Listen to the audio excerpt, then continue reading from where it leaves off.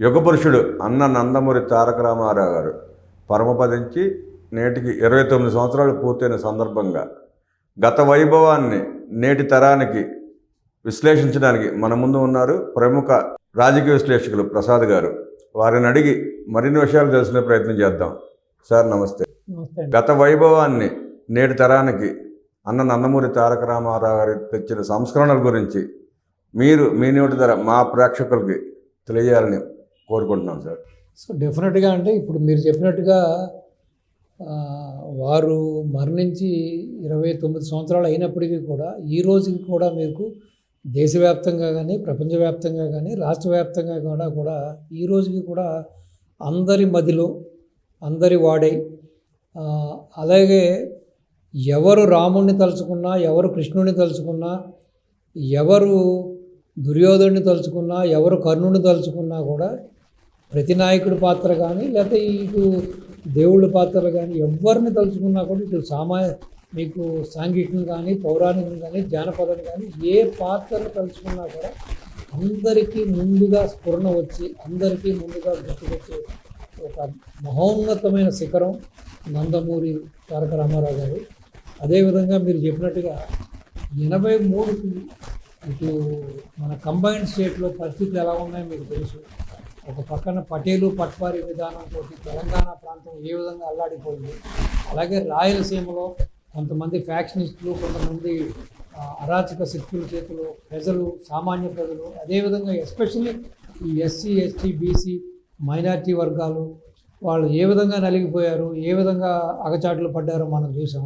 ఒక విధంగా వాక్ స్వాతంత్రం వచ్చిందన్నా లేకపోతే ఒక విధంగా మనుషులకి కొంత స్వేచ్ఛ వచ్చిందన్నా కూడా అది కేవలం రామారావు గారు పెట్టిన పార్టీ తెలుగుదేశం వల్లనే జరిగిందన్నది అతిశయోక్తి కానే కాదు. రెండో విషయం ఏంటంటే ఆ రోజున్న పరిస్థితుల్లో ఎవరికి కూడా ఒక పండగ వచ్చినా పబ్బం వచ్చినా కూడా మనం అనుకున్న ఈ యొక్క బలహీన వర్గాలు ఎవరు కూడా తెల్లటి అన్నం కళ్ళతో కూడా చూశారు కదా. అటువంటి వాళ్ళకి ఆ రోజున 2 రూపాయల బియ్యాన్ని ఇచ్చిన ఆదుకున్న ఆద్యుడు, అదేవిధంగా అబల ఆడపిల్లంటే అబల కాదని చెప్పి ఆస్తిలో 50% వాదా ఇచ్చిన వ్యక్తి, అలాగే సరైన కట్టుకోవడానికి ఇటు శ్రీమూర్తులు కానీ ఆడ మగ కానీ సరైన ఒంటి మీద బట్టలు లేని రోజుల్లో జనతా వస్త్రాల పేరుతోటి ఇటు పంచెలు దోయతులు ఇటు చీరలు ఇచ్చిన మహానుభావుడు. అదేవిధంగా మీరు ఏదైతే కొన్ని ప్రాంతాల్లో విపరీతమైన బోర్ల మీద ఉన్న ప్రాంతాలు, అలాగే మనకి ఏపీలో అటు తీసుకుంటే అప్లాండ్ ఏరియా అంటారు, అదేవిధంగా మీకు ఇటు తెలంగాణ తీసుకున్నా రాయలసీమలో తీసుకున్నా అంతా కూడా బోర్ల మీద వ్యవసాయాలు. అటువంటిది భార్యల మెడల్లో పుస్తుతాళ్ళు కూడా తీసుకెళ్ళి వాటిని తాకట్టు పెట్టి కరెంటు బిల్లు కడుతున్న రోజుల్లో హార్స్ పవర్కి 50 రూపాయలకి కరెంట్ ఇచ్చిన ఆదుకుని మనం చూస్తుండగానే మొత్తం పూర్తిగా ఆయా ప్రాంతాల ముఖ చిత్రాలు మారిపోయి అసలు తాలిబొట్టుకి లేకపోతే ముక్కు పొడకి కూడా ఇబ్బంది పడే మహిళలు కాళ్ళకి బంగారు పట్టీలు బంగారు వడ్డానాలు పెట్టుకునే స్థితికి ఎదిగారంటే ఆ మహానుభావుడే. ఆ తర్వాత పెరిగిన వ్యవసాయం కానీ ఇటు కమర్షియల్ క్రాప్ కానీ డొమెస్టిక్ క్రాప్ కానీ ఇటు హార్టికల్చర్ కానీ గణనీయంగా ఎటువంటి లాభాలు ఆర్జించి పెట్టాయో మనం చూసాం.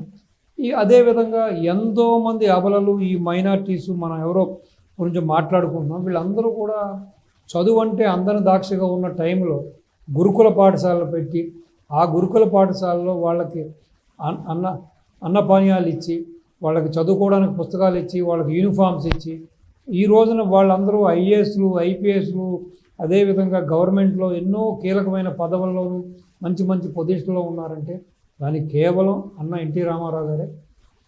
సో ఇలా చెప్పుకుంటా పోతే దానికి ఇంకా అదుపు లేదు ఆ మహానుభావుడు చేసిన సంస్థలు. అదేవిధంగా కేవలం రాజకీయం అనేది ఎస్పెషల్లీ 2 వర్గాల మధ్య ఉన్న టైంలో, కేవలం వెలమ రెడ్ల మధ్యనే ఉన్న టైంలో మిగతా యొక్క మైనార్టీస్ కానీ బీసీలు కానీ ఎస్సీ ఎస్టీలు కానీ అసలు రాజకీయం అంటేనే అందరినీ దాక్షగా ఉన్న టైంలో వాళ్ళందరినీ కూడా రాజకీయ చైతన్యం చేసి వాళ్ళందరికీ ఎమ్మెల్యేలు ఎంపీలుగా ఎమ్మెల్సీలుగా అలాగే గ్రామాల్లో ప్రెసిడెంట్లుగా కానీ మండల అధ్యక్షులుగా కానీ ఈ విధంగా రకరకాలుగా జిల్లా పరిషత్ చైర్మన్లుగా అటువంటి హోదా కల్పించి ఈ రోజున ఎంతోమంది ఆ వర్గాలకు చెందిన వ్యక్తులు ఈ విధంగా రాజకీయంగాను ఆర్థికంగాను బలం పుంజుకుని వానపాములుగా ఉన్న వాళ్ళు ఈ రోజున ఆనకొండలుగా తయారడానికి కూడా కారణం ఆ మహానుభావుడు.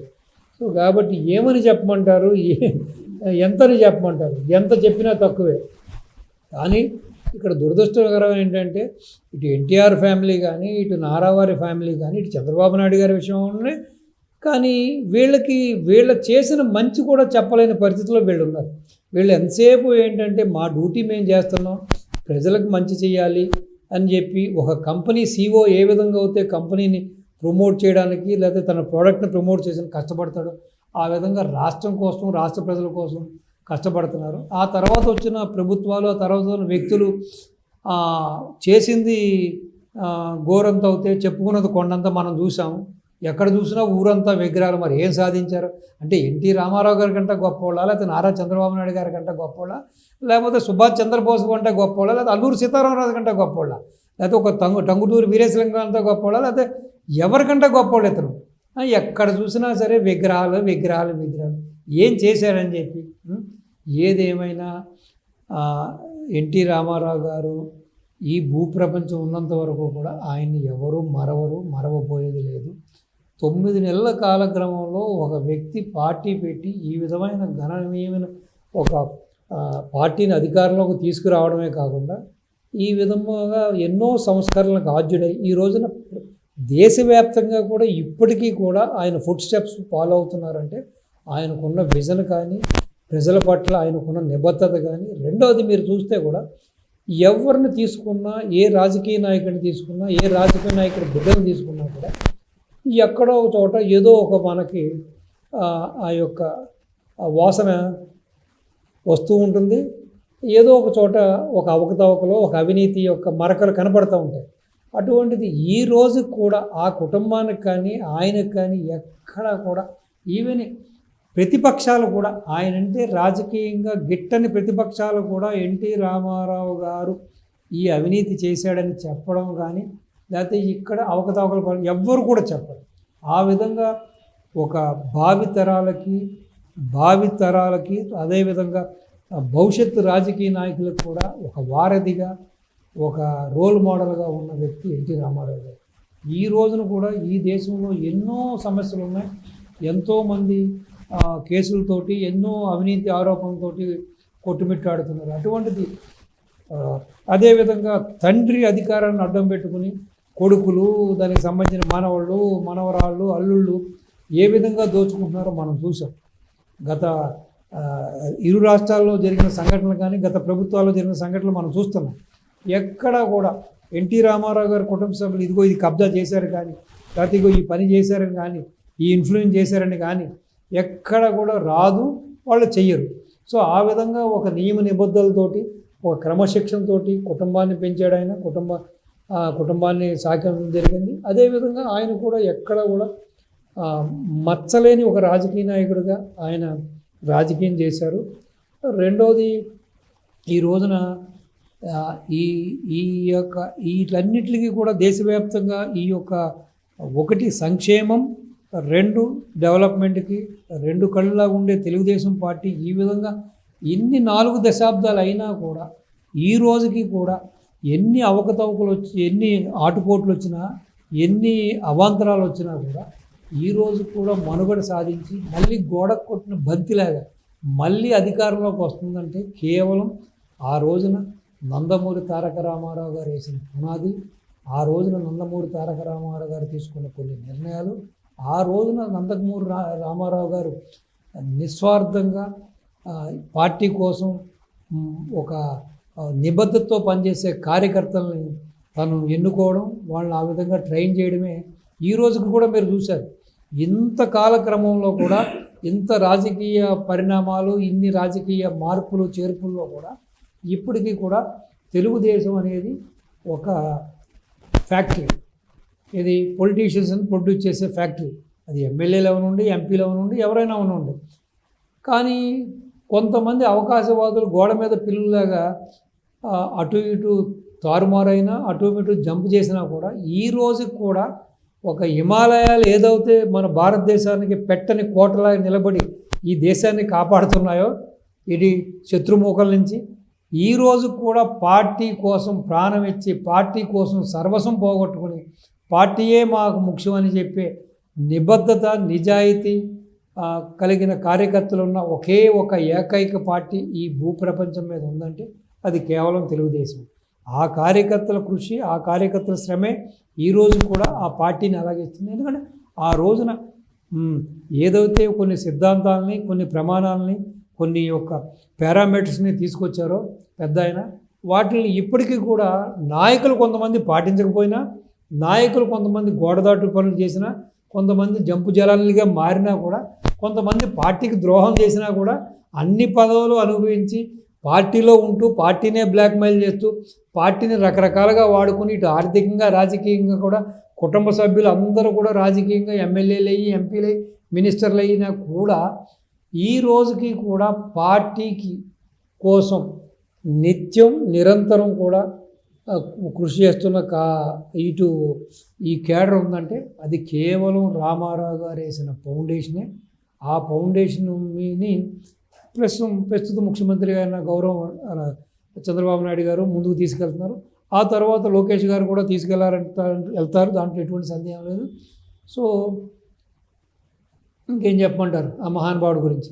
నాటి బలమైన పునాదే నేటి కోటి సభ్యత్వాలు కూడా తార్కాణం సార్. 100%, దాంట్లో ఎటువంటి డౌట్ లేదు.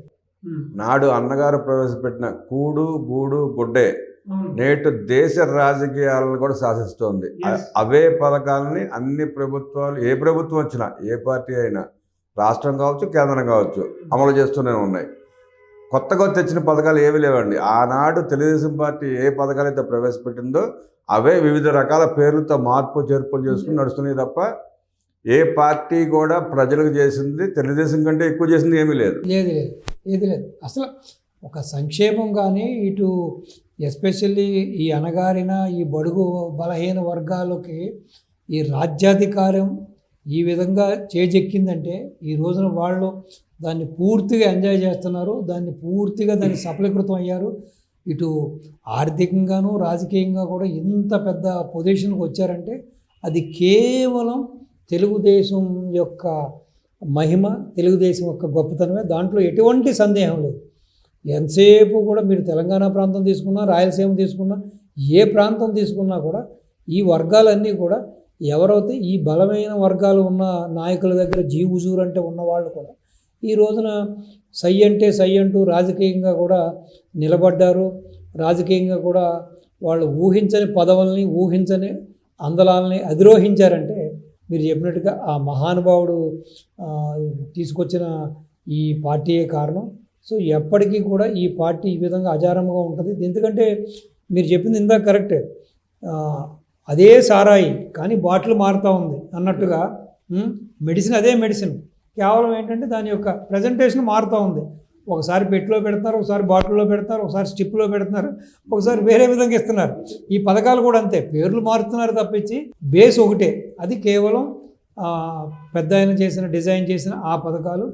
సో కాబట్టి ఎప్పటికీ కూడా ఈ భూప్రపంచం ఉన్నంత వరకు కూడా, ఈ మానవ జాతి ఉన్నంత వరకు కూడా, ఎస్పెషల్లీ ఈ తెలుగు జాతి ఉన్నంత వరకు కూడా, ఖండాంతరంలో ఉన్నంత వరకు కూడా ఎవ్వరు కూడా రామారావు గారిని మర్చిపోలేరు.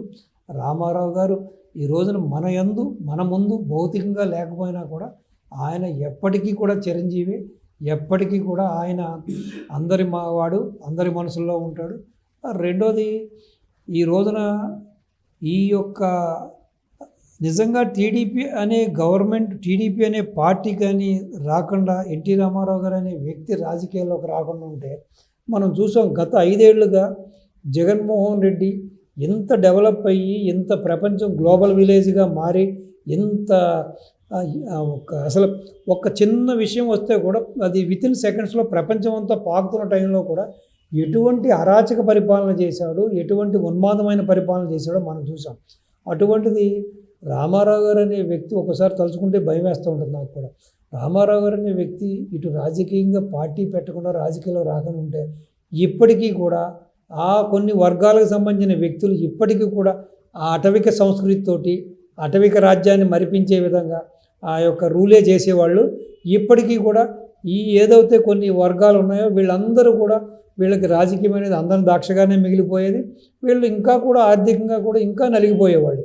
ఈ రోజున ఇంత వాక్ స్వాతంత్రం వచ్చినా, ఆర్థిక స్వాతంత్రం వచ్చినా, ఇటు రాజకీయంగా చైతన్యమైనా కూడా అది కేవలం ఎన్టీ రామారావు గారి యొక్క దయ, ఆయన పెట్టిన భిక్ష. కాబట్టి మున్ముందు కూడా నాయకులు కూడా బహుశా ఆయన బాటలో, ఆయన యొక్క నీతి నిజాయితీతోటి, ఆయన యొక్క నిబద్ధతతోటి ఏ విధంగా ఆయన లైఫ్ని లీడ్ చేశారో, ఏ విధంగా రాజకీయాలు నడిపారో దాన్ని ఆదర్శంగా తీసుకుంటే ఈ రాష్ట్రాలు కూడా పురోగతి సాధిస్తాయి. భవిష్యత్తులో భావి తరాలకి, భవిష్యత్ తరాలకు కూడా ఇది పునాదిగా ఉంటేనే మంచిది. లేదంటే చూసాం కదా, గత 5 ఏళ్లలో అసలు ఎవ్వరం కూడా ఈ విధంగా కూడా పరిపాలన చేయొచ్చా, ఈ విధంగా రాజకీయాలు చేస్తారా, ఈ విధంగా కూడా ఒక కస్టోడియల్ గార్డెన్గా ఉండవలసిన వ్యక్తి కస్టడీలో ఉండవలసిన వాడు కస్టోడియల్ గార్డెన్గా మారితే ఇటువంటి విపరీతాలు, ఇటువంటి పోకడలు, వికృత చేష్టలు వస్తాయని చెప్పి చూసాం. కాబట్టి మరొక్కసారి అటువంటి పోకడలు, అటువంటి వ్యవహార శైలి రాకుండా ఉండాలంటే అటువంటి వ్యక్తుల్ని పూర్తిగా ఈ ప్రజలు, ఈ ఎస్పెషల్లీ ఆంధ్ర ప్రజానీకం పూర్తిగా రాజకీయ సమాధి చేయాలి.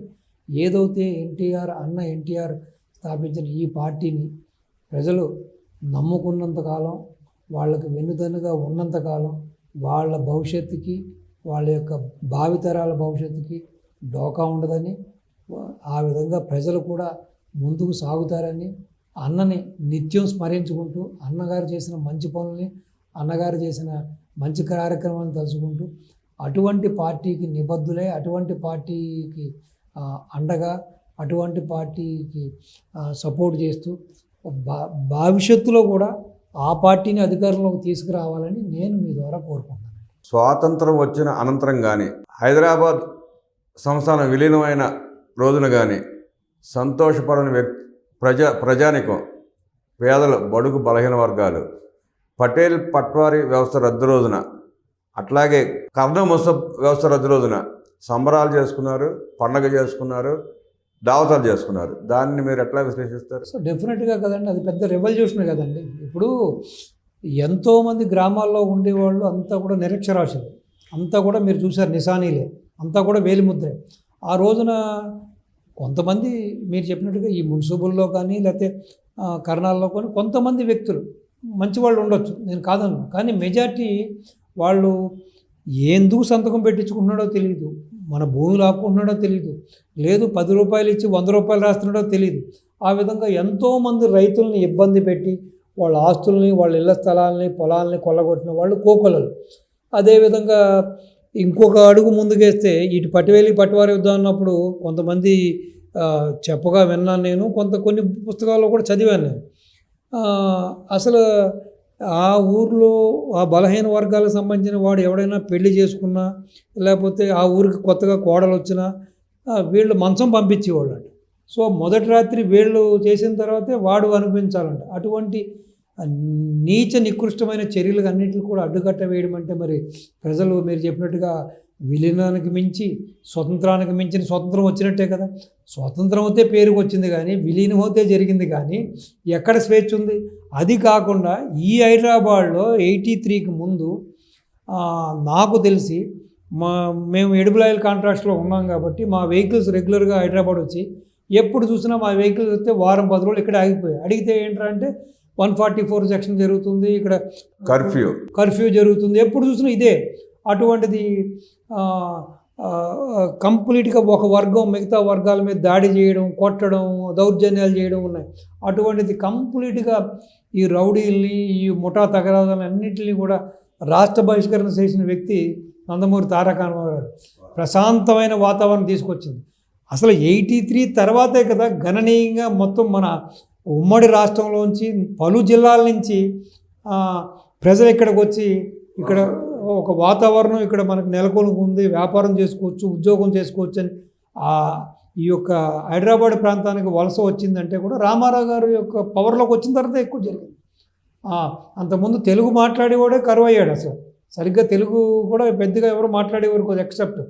సో అదేవిధంగా తెలుగు భాషకు ఆయన చేసిన కృషి కానీ ఈ విధంగా చెప్పుకుంటూ పోతే ఇంకా దానికి ఒక సంస్కరణలకి ఆద్యుడు, ఒక ఏమనాలంటే ఒక టార్చ్ బేరరు, ఒక ప్రగతిశీల రాజకీయాలకి ప్రతిరూపు, ఆ, ఒక సో ఇలా చెప్పుకుంటూ పోతే దానికి ఇంక అంతు పంతు లేదు. కాబట్టి ఏదేమైనా సరే మనం చరిత్రలో చదువుకుంటామండి. క్రీస్తు పూర్వం క్రీస్తు శకం అంటాం. అదేవిధంగా బిఫోర్ ఎన్టీఆర్ ఆఫ్టర్ ఎన్టీఆర్ చూస్తే కూడా there is a vast difference అండి. వాస్తవం సార్. ఈ ఉమ్మడి రాష్ట్రాల్లో జరిగిన డెవలప్మెంట్ కానీ జరిగిన పరిణామాలు కానీ అదేవిధంగా బలుగు బలహీన వర్గాలు మైనార్టీసు వీళ్ళందరూ అణగారిన వర్గాలు వీళ్ళందరికీ కూడా ఒక స్వేచ్ఛ వచ్చింది, వాక్ స్వాతంత్రం వచ్చింది. అదేవిధంగా రాజకీయంగా కూడా చైతన్యవంతులయ్యారు, రాజకీయంగా కూడా వాళ్ళు కూడా అందలాలు ఎక్కారు, రాజకీయంగా కూడా ఎమ్మెల్యేలు అయ్యారు, ఎంపీలు అయ్యారు, మినిస్టర్లు అయ్యారు, వివిధ హోదాలు వివిధ పదవులు వచ్చినాయి. అంటే అది కేవలం ఎన్టీ రామారావు గారు పార్టీ పెట్టిన తర్వాత అధికారంలోకి వచ్చిన తర్వాతే మనం చూసాం. సో కాబట్టి డెఫినెట్గా ఎన్టీ రామారావు గారు అనే వ్యక్తి ఒక చరిత్ర. అది ఎప్పటికీ కూడా చిరిగితే చిరిగిపోయేది కాదు, చెరిపేస్తే చెరిపోయేది కాదు. కాబట్టి అది ఎప్పటికీ కూడా ఈ భూప్రపంచం ఉన్నంత వరకు, ఈ తెలుగు జాతి ఉన్నంత వరకు కూడా ఎన్టీ రామారావు గారి యొక్క కీర్తి ప్రతిష్టలు, ఆయన చేసిన మంచి పనులు ఆజారాముగానే ఉంటాయి. దాంట్లో ఎటువంటి సందేహం లేదు. కాబట్టి మనం చూసాం ఎంతోమంది రాజకీయ నాయకులు వస్తున్నారు, పోతున్నారు, కాలగర్భంలో కలిసిపోతున్నారు. 11వ రోజు తర్వాత కుటుంబ సభ్యులు కూడా గుర్తుంటలేదు అటువంటి వ్యక్తులు. అటువంటిది ఎన్ని సంవత్సరాలు అయినా కూడా ఈ శత జయంతి ఉత్సవాలు జరిగినప్పుడు కూడా మీరు చూశారు ఎంతమంది ప్రజానీకం వచ్చారు. అదేవిధంగా ఆ పార్టీ మీద ఉన్న భక్తితోటి ఆ పార్టీ లబ్ధి పొందిన వాళ్ళు, ఆ పార్టీ వలన జరిగిన మేలు పొందిన వాళ్ళు, ఆ పార్టీ వలన వాళ్ళ జీవన పరిణామాలు మారిన వ్యక్తులు రాష్ట్రాన్ని కాపాడుకోవడం కోసం దేశవ్యాప్తంగా ప్రపంచవ్యాప్తంగా మొన్న జరిగిన ఎలక్షన్లో ఏ విధంగా తరలి వచ్చారో చూశారు మీరు. అది కేవలం కారణం ఏది? ఆ పార్టీ మీద ఉన్న నిబద్ధత, ఆ పార్టీ మీద ఉన్న నమ్మకం, అలాగే ఆ యొక్క గౌరవ స్వర్గీయ ఎన్టీ రామారావు గారి మీద ఉన్న ప్రేమానురాగాలు, ఆయన చేసిన పనులు తార్కాణం. కాబట్టి ఇంతమంది ఇక్కడ వాళ్ళకి అవసరం లేదు, అంత దూరం నుంచి వచ్చి ఓటు వేయవలసిన పని లేదు, అంత దూరం వచ్చి ఇక్కడ ఈ రాష్ట్రం కోసం కష్టపడిన పని లేదు. ఆల్రెడీ వాళ్ళంతా గ్రీన్ కార్డు హోల్డర్స్, అక్కడ సెటిల్ అయిపోయారు. వాళ్ళ వ్యాపారాలు, వాళ్ళ వ్యాపార సామ్రాజ్యాలు, వాళ్ళ డబ్బు దశకం, వాళ్ళు అసలు ఎవరి మీద ఆధారపడే పరిస్థితులు లేరు. 1000 కోట్లు 1,00,000 కోట్లు ఉన్న వాళ్ళు కూడా వచ్చారంటే కేవలం ఆ పార్టీ మీద ఉన్న ప్రేమ, ఆ పార్టీ వలన వాళ్ళు మేలు పొందిన కాబట్టి వాళ్ళ రుణం తీర్చుకోవడానికి వచ్చారు. కాబట్టి ఇక మీరు చెప్పినట్టుగా ఎన్టీ రామారావు గారి గురించి చెప్పుకుంటే మనం ఎన్ని రోజులైనా చెప్పుకోవచ్చు. ఇటు సినిమాలో రారాజు, రాజకీయాల్లో రారాజు ఆయన. అలాగే ప్రతి ఒక్క మనిషి యొక్క గుండె చప్పుల్లో కూడా ఆయన ఎప్పుడు ఉంటానే ఉంటారు. ఎన్టీఆర్ అంటేనే ఒక ప్రభంజనం, ఎన్టీఆర్ అంటేనే ఒక మార్పు, ఎన్టీఆర్ అంటేనే ఒక డెవలప్మెంట్, విప్లవం. సో కాబట్టి జోహార్ ఎన్టీఆర్, జోహార్ అన్నగారు, జోహార్ ఎన్టీఆర్.